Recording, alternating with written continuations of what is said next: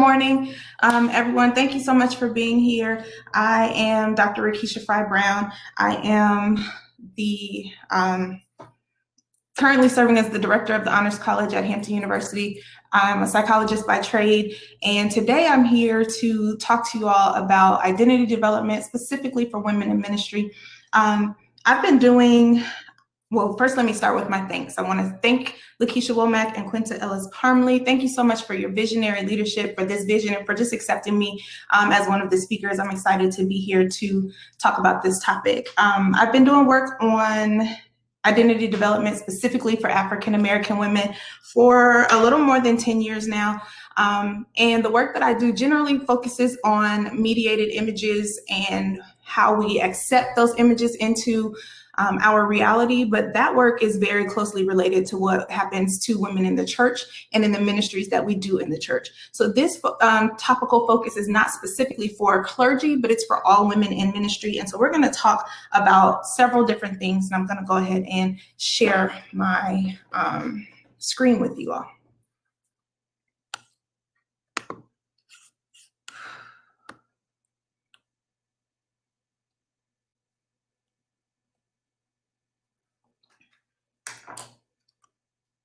All right, so we're gonna hit three major focus areas.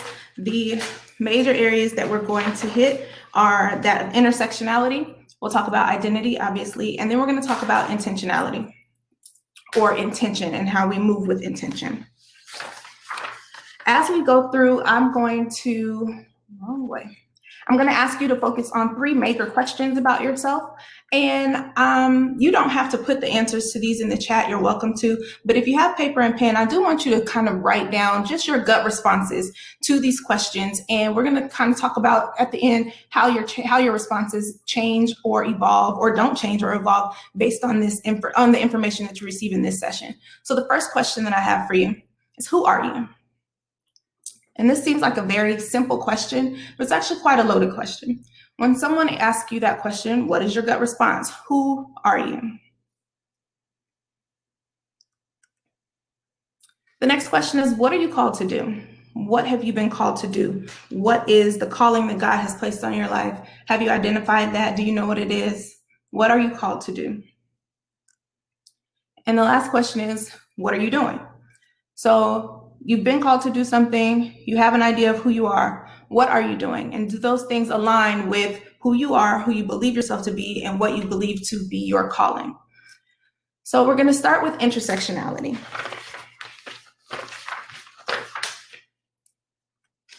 So my sisters, that dot in the middle, that's you. At the intersection of gender, race, and ministry, this is where we find ourselves. The constructs of race and gender are not mutually exclusive, and for African American women, they intersect on a continual basis. In most scholarly discussions of race, gender is absent, and in most discussions of gender, the aspect of race is absent. And this renders African American women virtually invisible or non-existent in the discourse of both race and gender, and I would submit also in ministry. Historically, African women in America have lived a life of subjugation and suppression. During slavery, the act of reproduction was forced unceremoniously and inhumanely on Black women as a means of commodity and profit for the white slave master. She was further exploited for physical labor and sexual corruption at the hands of the patriarchal majority in America during this time. During the women's and civil rights movements, the African American woman found herself at odds with herself.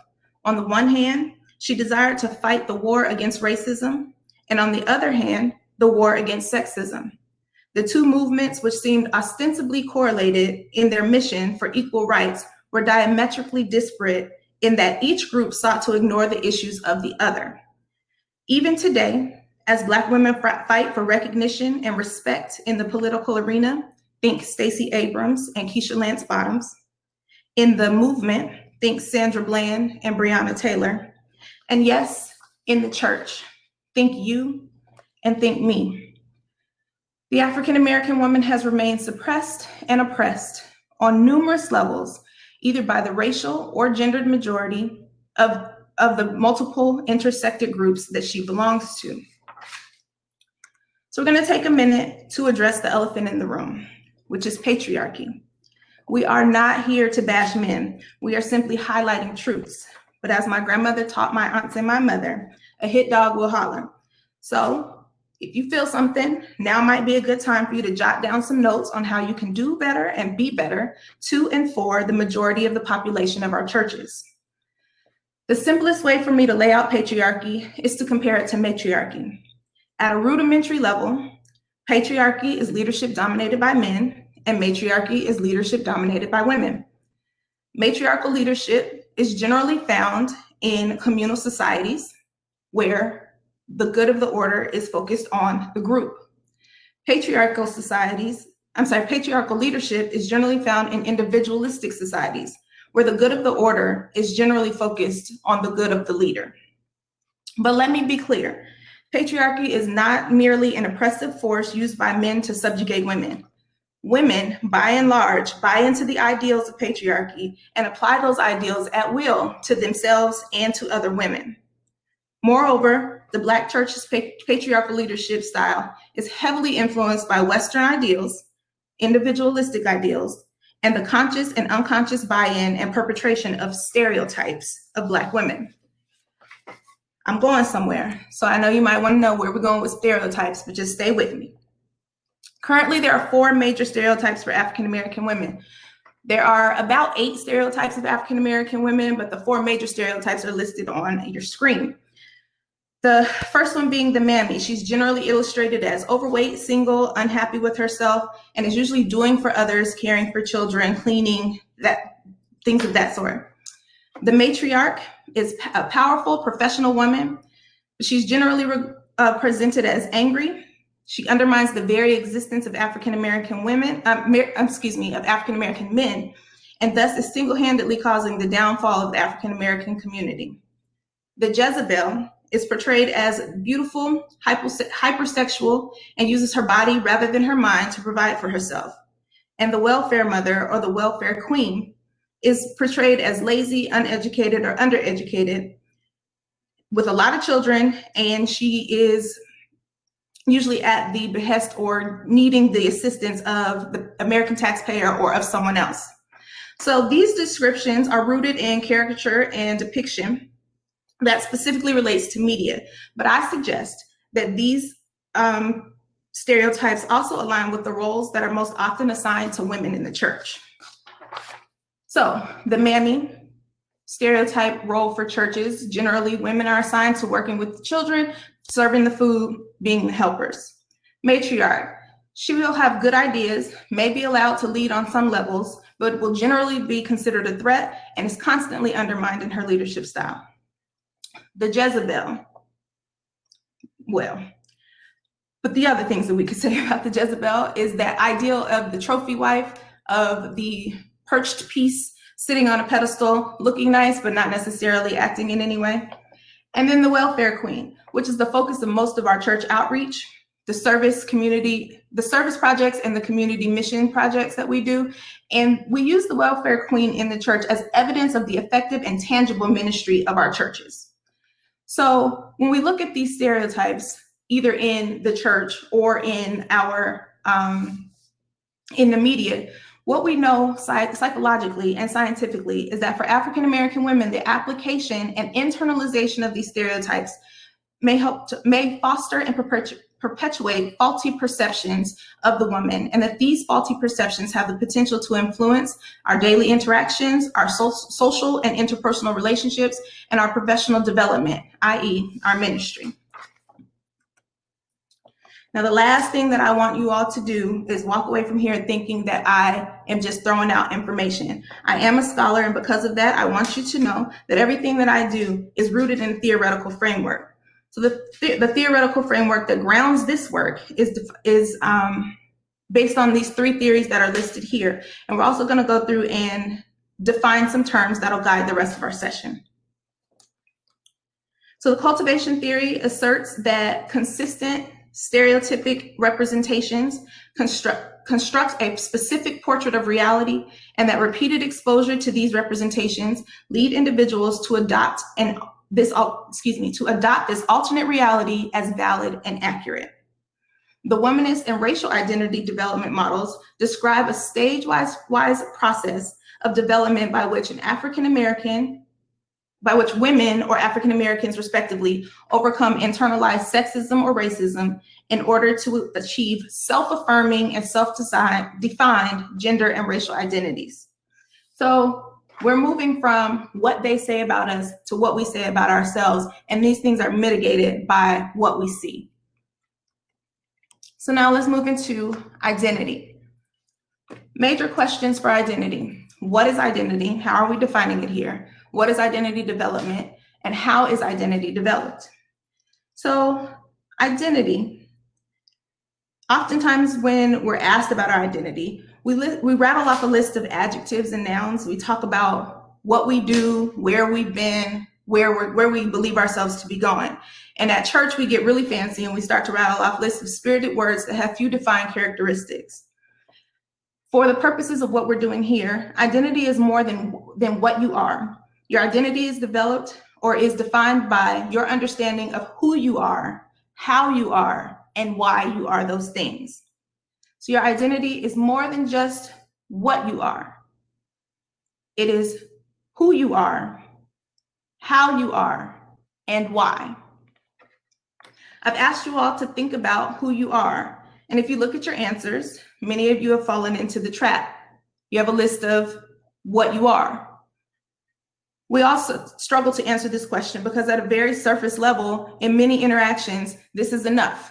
What I am. I'm a psychologist. I'm a director. I'm a mother. I'm a this. But who I am and my identity should not just be rested in that list of nouns. It should be rested in who I am, how I am, and why I am those things, how I came to be those things. So we talk about identity development. Identity development as a theoretical concept is the critical acceptance of externally derived beliefs, attitudes, and behaviors that transform into an internally determined stance. It's a lot of words. That basically just says that we move from what people tell us about ourselves to what we believe about ourselves, what we know to be true about ourselves, and what we are going to do with that information moving forward. And how is identity developed? Identity is developed through experiences, through examples, and through engagement, both positive and negative. And these experiences, examples, and engagements can either assist us or hinder us as we are developing our own identities and as we are solidifying those identities. It's important to note that identity development is an ongoing process from life until death. You will always be developing an identity because you're always gaining new experiences, always presented with new examples, and having new levels of engagement with yourself and with others. And because of that, identity is constantly evolving and developing. Okay. So I have a question for you, and I'm going to come out of the PowerPoint because I want you to look at this chart.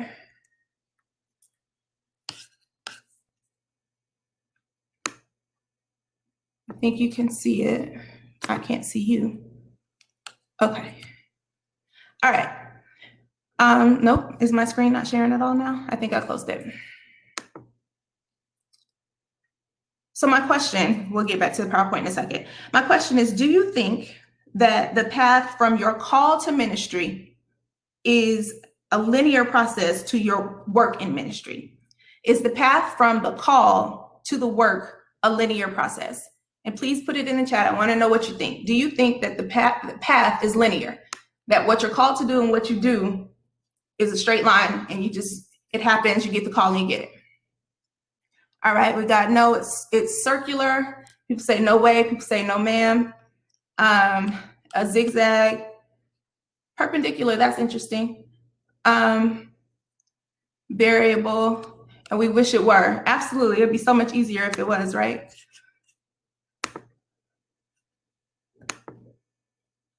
My PowerPoint is gone. Okay.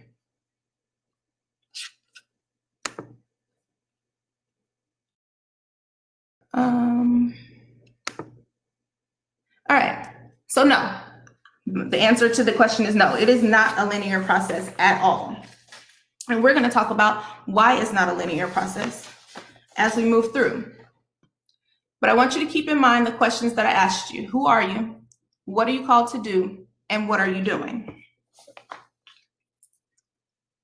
So let's talk about intentionality. This is the model that I have developed for the path that I believe, or how the path I believe is mitigated from the call to ministry to the work of ministry. And at what you'll see on the left-hand side, we start with identity. Your identity is going to be determined by your identity development stage, and I will talk to you a little bit about the identity development stages in just a moment. It's going to be determined by your perception of personal experiences, which is down here at the bottom, all right? And it is also going to be mitigated. Well, no, these two things are going to play a role into your identity development. So identity development stage, perception of personal experiences play into your identity, who you believe yourself to be, who you are, why you are, and how you are. Your call to ministry. Your call to ministry is impacted most heavily by your identity, and then it is mitigated by these 3 A's to your right: the available ministry opportunities, your accepted ministry opportunities, and the allowed ministry opportunities. And when I say available, accepted, and allowed, what I'm talking about is, at a very rudimentary level, patriarchal society. What is available to you in the church or in the space that you are working in? If you believe that your call is to work in media, but there are no media opportunities in the space that you find yourself in, you might not be working in media. If you believe that your call is to develop a nonprofit, but there's no one in the space that you're working in that supports that, you might not have the available opportunities to do the ministry that you've called. What's acceptable or accepted in the spaces that you're in. If you believe that you're called to work with the LGBTQ community, but that is not accepted in the church that you're in, then that ministry might not be acceptable or available to you where you are. And then what is allowed? Because we all know that in some spaces, we are not allowed to do what it is that we believe that we're called to do. So you may be assigned to something that is not the work that you believe that God has called you to do. And because particularly what I know is the AME church, I don't know everybody else's church, but I know the AME church. And when you get into the itinerancy, you can be assigned anywhere. And that assignment should align with the calling that God has given you. But if it doesn't, you're still supposed to go to wherever they send you. And so these things all mitigate your identity development, your perception of your personal experiences, and then how your ministry opportunities are made available, whether they're acceptable, and how they're allowed. And all of those things will trickle down into your ministry work. So who you are, what you've been called to do, and what you're doing may not align, because you have to go through all of these other systems before you get to that work on most days. So I'm going to come out of here again because I want to know what y'all are saying in the chat.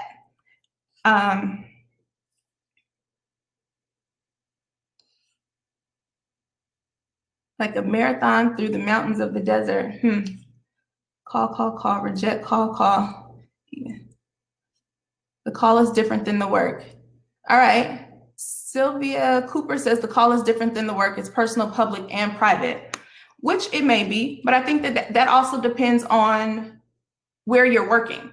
So I am not a minister, but I do believe that the work that I'm called to do is a ministry. So my call is to work with youth and young adults. It always has been. It's even when I was a youth and young adult, that's the work that I was called to do. And that's where I do my best work. I believe that is my ministry. It is personal and private and also public, but the work that I do is very heavily aligned with the call that was placed on my life.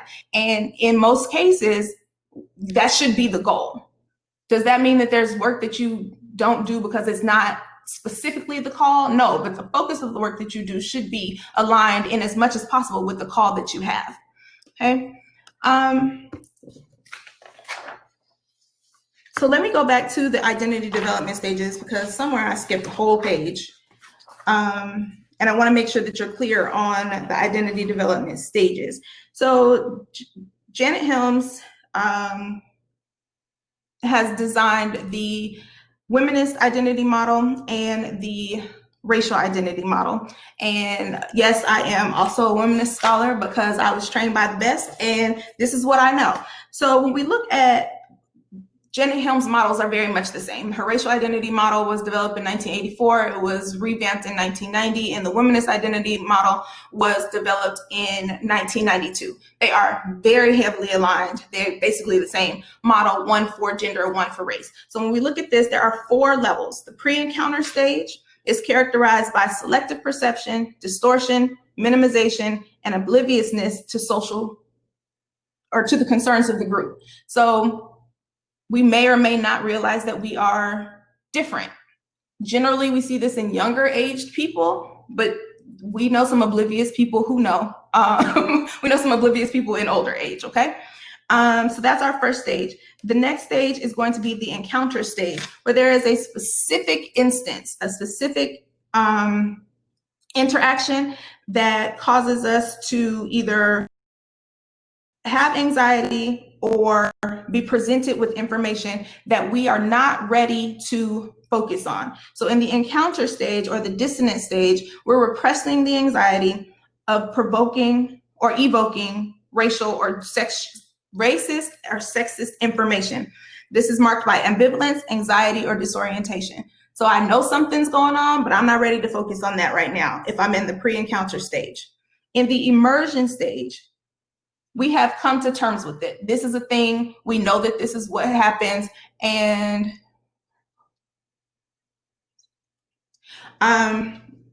we know that this has happened and we're now ready to move. And because we're now ready to move, this stage is characterized by hypervigilance, hypersensitivity toward racial or sexual stimulus, and dichotomous thinking. So we've gone from this isn't a thing to this is all that I can think about. So everything I'm talking about, everything that I'm saying, everything that I'm doing may be focused on this, very highly and heavily focused. And there's nothing wrong with that, but that is the next stage.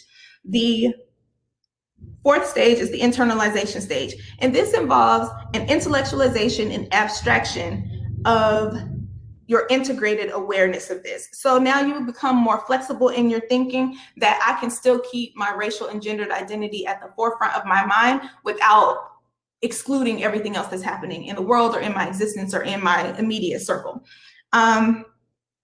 So that's kind of how the stages go. There are tests for both of these. She has developed instruments for both of these, and I can make those available. I thought about making them available because I thought about bringing that data in, but this isn't a study just yet, but it probably will be. So I want to make sure that you all are clear on that. Before we move on, I want to know your thoughts about the model that I've presented with regard to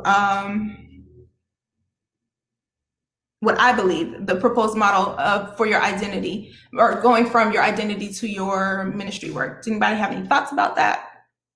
It's hard not to see you guys. I stepped into my call. Okay.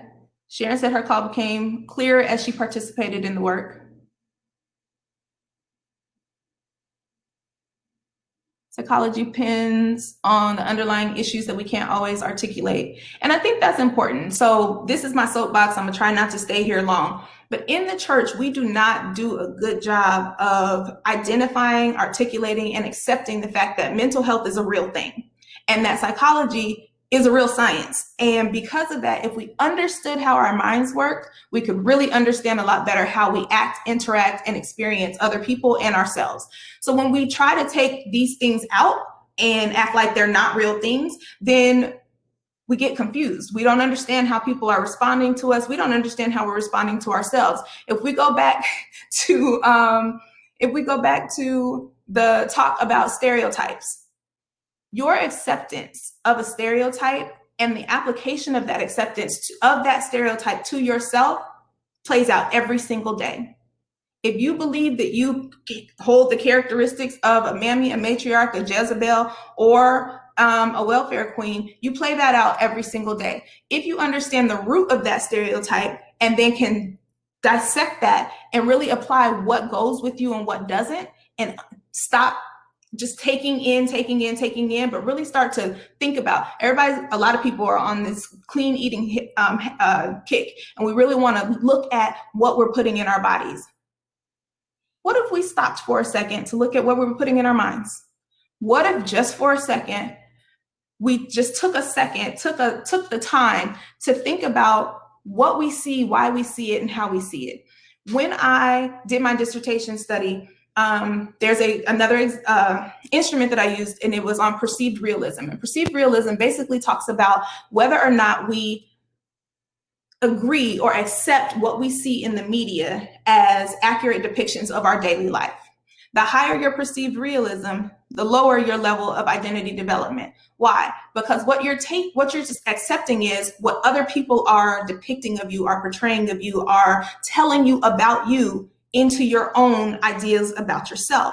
This goes back to the church. If you believe that you're supposed to be the leader, but you've always been told that you're just supposed to work in the kitchen, and you just keep working in the kitchen talking about that's your ministry, you might be doing good work, but that might not be the work that you were called to do. That's a problem. It's great to do good work, but you're going to be judged for not doing the work that God called you to do. You've been working every day, working fingers to the bone, and haven't done any of the things that were assigned to your life because you believed what someone else said about who you were, what you were doing, and how you were supposed to do it. That's an issue. And the way that we get past that is we have to identify the root causes of the stereotypes. The root causes of the stereotypes, when we break down patriarchy, specifically, patriarchy is focused on the leader. In this society, men want to be the leaders. As long as men are the leaders, they believe themselves to be in power. As long as they believe themselves to be in power, we get people in the White House making silly statements, and here we are in 2020 in a pandemic, but I digress.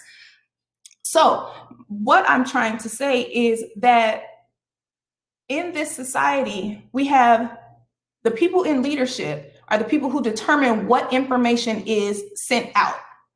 If they have decided that the best way to keep you beneath them is to tell you that you're beneath them repeatedly, that's what they're going to keep doing. And if you keep buying that message, then you're going to keep believing that that's what's happening. We have to stop that.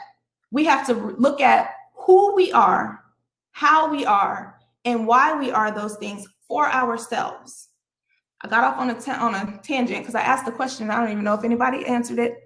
I only have about 2 more minutes before we go into questions. I want to give you guys time to ask me any questions that you might have. But I want you to think about the questions that I've asked you before. Who are you? What are you called to do? And my last question is, what are you going to do now? Based on this information, based on these realizations, what are your next steps? What are you going to do to make sure that the work that you're doing, even if it's great work, is the work that God has called you to do? Because if your post is unmanned, then the kingdom is still not protected. So we need everybody to be on their post. You could be doing good work over here, but your post is unmanned, and that's still a failure. And we don't want any of us to be failing. So I want you to think about that. I would like for you to put it in the chat, but you don't have to. I do want to make sure that I leave time, about 15 minutes, I was told, or I don't know if somebody told me that or if I just assumed that, but 15 minutes is what I left for questions and discussion. So if you have a question, I'd love to be able to answer the question, and then we'll go on.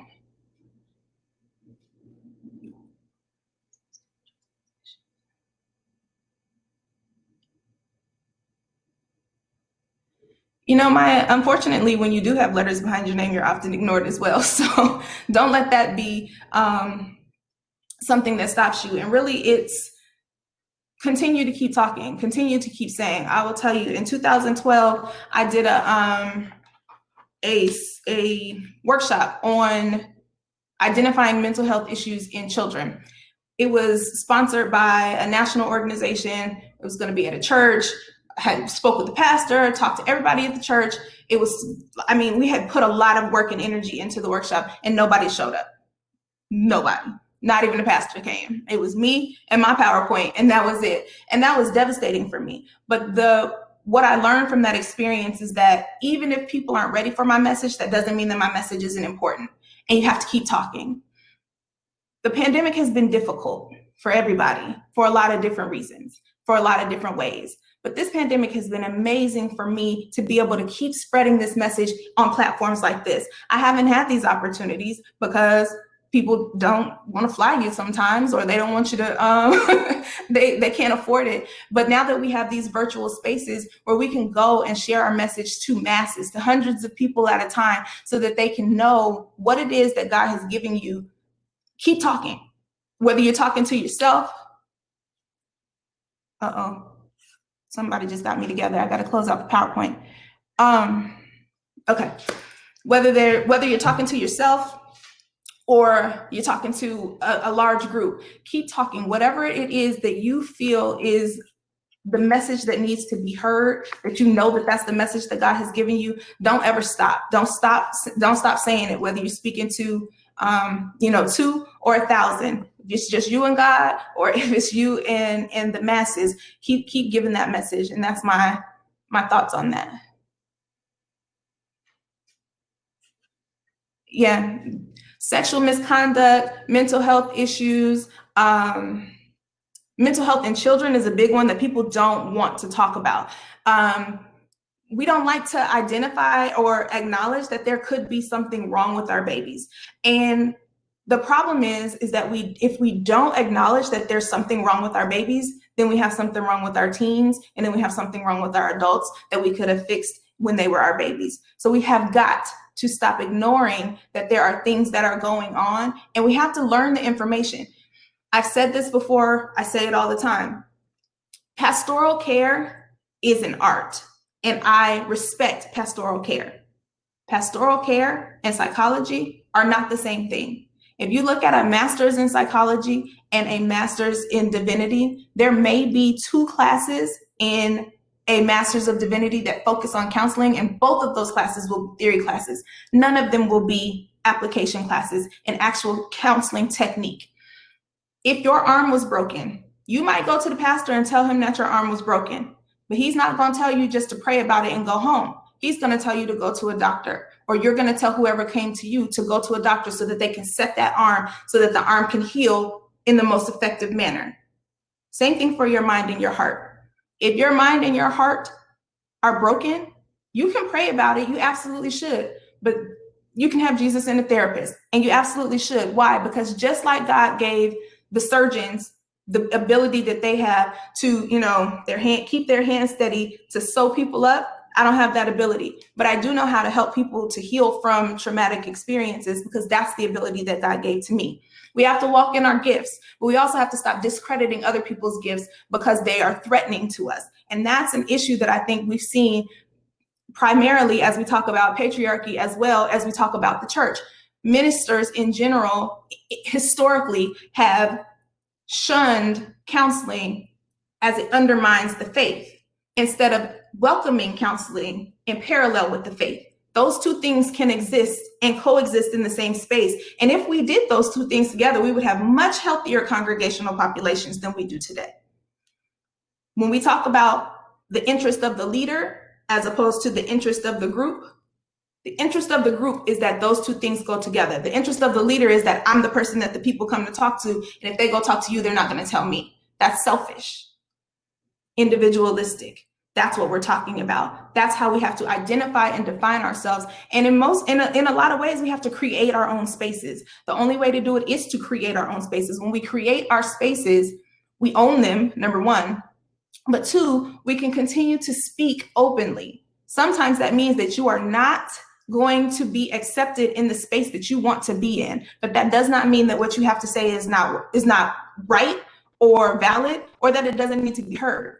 It'll be heard, and it'll be heard by the people you were trying to say it to originally at some point. Just keep trusting and believing. If that's what God gave you, he'll get it out there. Did I miss another question? I only saw the one because it said question at the front. Was there another question? What are your recommendations?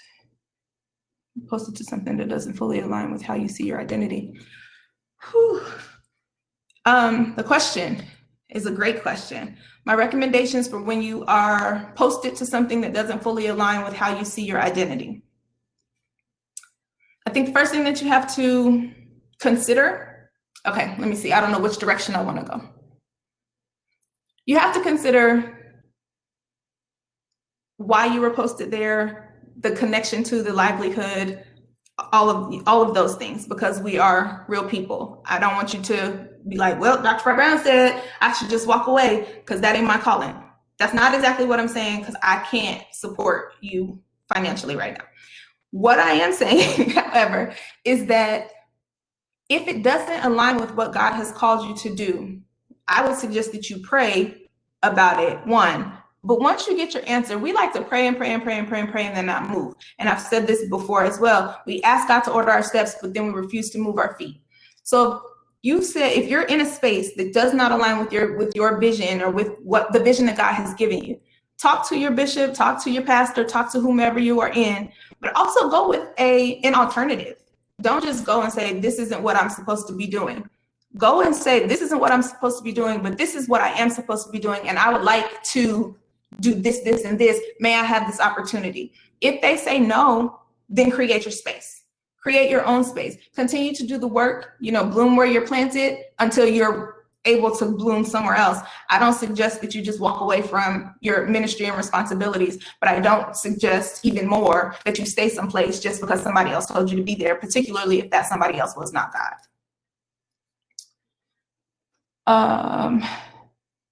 How do you imagine therapy and spiritual direction coexisting within ministry? What does that look like?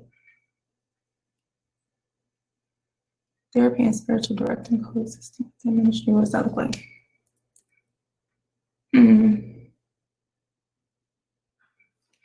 So if I'm understanding the question, which I'm not sure that I understand exactly what you're asking me, but I'm gonna answer the best way that I know how, and then you can follow up if this isn't what you're asking me. But in terms of therapy and spiritual direction coexisting within the individual's ministry or within the ministry of the church, I think that's the question. That's what I don't understand. Within the ministry of the church, it's going to end up likely being two different people or one person that's trained in both areas. But it would be like there are churches that have started counseling centers in their church. That has dramatically diminished the stigma of mental health within the population of the church. Why? Because if it's offered at the church, then it's accepted by the church.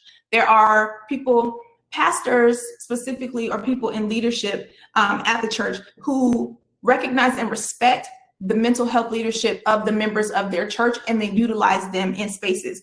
You don't have to employ everybody. Let them do a workshop. Let them say something during the announcements on Sunday. Let's do a mental health moment on the fourth Sunday. Let's do something that diminishes the stigma and shows the acceptance in the church. Because what I found at multiple churches that I've been to is that I have had a Ph.D. for 8 years, and I've been to many churches where no one at the church knew that I had a Ph.D. or cared. That if I was not specifically in ministry or a minister, then there was no desire to know about what my expertise was. And even if I went to say, hey, I'd like to do this, I'd like to help in this area, sometimes I would get okay, yeah, let's schedule a meeting. That never happened. Or sometimes I would get like, okay. So when we talk about how we make these things coexist within the church, we have to acknowledge them. And then we have to start to diminish that. Not that mental health becomes more important, but it becomes at least recognized and as important and valid in the health of our churches, in our congregations. I think several parents don't want to know because they take it personally. Yes. I don't know that this is necessarily a question, but I will address it, that parents very much feel bad about their children having mental health concerns or their children having medical concerns. The guilt of parenthood is a real experience for a lot of people, for everybody that is a parent. But we have to also, again, as we stop the stigma of mental health, we will stop making people feel bad about the fact that mental health needs happen in children, that mental health needs happen in young adults and in older adults. We like to think about mental health in a vacuum of age between like 18 to 25 because that's the onset period, but that's not necessarily, that's the general onset period, not for everything. but the general onset period specifically for diagnosis of like personality disorders is 18 to 25. But just because you weren't diagnosed between 18 and 25 doesn't mean that you have not been dealing with this for years and years and years. And the ability to deal effectively with something is not permanent necessarily. So just because what you were doing before was working doesn't mean it's going to work forever. And just because it has stopped working doesn't mean that there's something now wrong with you that wasn't there before. You just may not have identified it. And so we have to, again, lower that stigma and support parents. Support parents. And it's hard for everybody. This isn't just them over there are going to have a problem with it. No, we all have issues with that. If you've ever had a child with ADHD or a reading disability or an adjustment disorder or anything like that, you feel bad about it because you feel that as a parent, your job is to keep them from experiencing these negative things. We can't keep our kids from experiencing all of the negativity in the world, but we can support them through it. And the best way to do that is to make sure that they have the services that they need without damaging their self-esteem, their self-worth, and their self-identity because they have it, or by laying the guilt of our feelings at their feet. If you weren't like this, I wouldn't feel this way. It's not their fault, just like it's not your fault, but it is a real thing and we have to do the work. So as we're supporting our members that have mental health concerns, we also have to support the caregivers of those who work with the members that have mental health concerns as well. And yes, advocating is the most important part of parenting, particularly once your kids get into school. So when you're at home, you got to keep them safe, make sure they don't fall. But when you send them out in the world, your job is to fight for them at every hand. They know me at the school. They know me at all the schools because that's my job. They should know you at the school, at the daycare center, at wherever it is, so that you are always fighting for what's in the best interest of your child within reason. And yes, caregivers are too often overlooked. Children, senior population of the ill, even if they're younger, okay? And then we talk a lot in psychology about the squeeze generation. The squeeze generation is really where the millennials are finding themselves now. We blame a lot of stuff on millennials. I don't consider myself to be a millennial, but I fall within the group. But we blame a lot of stuff on millennials that's really not them right now, because the millennial population right now is in their late 20s to mid 30s, and we got jobs and we have things to do. So most of the stuff that you're blaming on us, we're not doing right now. Oh, I'm sorry. The millennial preacher, there's a fly, said 40s, so into their 40s. But they're also what we call the squeeze generation. And the squeeze generation is the generation of people who are taking care of children and parents. And they're responsible for the well-being and healthcare of children and parents. And that is a group that really needs, we're still calling them the young adult ministry at the church, but they're very much adults. You know, in the 60s, 20-year-olds were adults and they were leading movements and leading, delegations into places and spaces. But then we got here and those 20-year-olds became 60-year-olds who were still leading movements and still leading delegations into spaces and not making space for the next generation behind them. And so we're still being relegated to these smaller, pocket organizations in the back on the side and not being given the full breadth of the leadership. We have jobs and degrees and ideas and thoughts and means and abilities that are not being not being recognized and not being respected. And because of that, what we're seeing is that group is the group that we're losing from the church. We can't be the kids forever. We absolutely have to become the adults and at least be respected in co-leadership at minimum. I think my time is up and I don't want it to cut off on me. Are there any other questions, comments, or concerns? Parents have mental health issues and deal with stigmas. They become more protective of their children. Absolutely. Absolutely. Okay, I think my time is up. Thank you so much for being here. I really enjoyed you all. I know this will go up and I'll make the PowerPoint available to the conference leaders as necessary. If you have any questions, please reach out to me. I'll be available most of the day today. Thank you all so much.